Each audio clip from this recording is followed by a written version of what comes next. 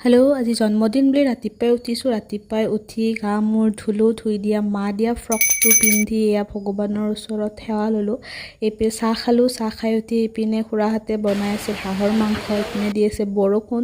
তো ঘৰৰ আটাইকেইটাই বৰদেউতাহঁতো আহিছিল। তো খুৰাহঁতৰ ঘৰতে দুপৰীয়া সাঁজ একেলগে খালোঁ। তাৰপিছত তামোল খোৱাটোতো মেণ্ডেটৰী আছিলে।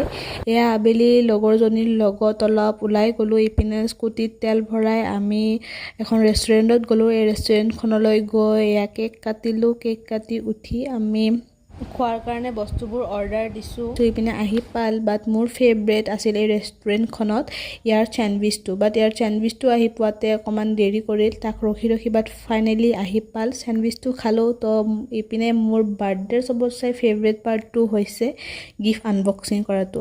এয়া গিফ্ট আনবক্সিং কৰিলোঁ। মানে আবেলিও হৈ আহিছিল, ঘৰৰ পৰাও ফোন কৰি আছিল। তো আমি গিফ্ট চিফ্ট লৈ মই এতিয়া আহিলোঁ ঘৰৰ ফালে। তো ঘৰত আহি মাহঁতেও এয়া কেক আনিছিল। তো এয়া ঘৰতো কেক কাটিলোঁ, ঘৰৰ ভাইটিহঁতৰ লগত এয়া চেলিব্ৰেট কৰিলোঁ। তো এইবাৰৰ বাৰ্থডেটো এনেকৈ সৰুকৈ চেলিব্ৰেট কৰিলোঁ।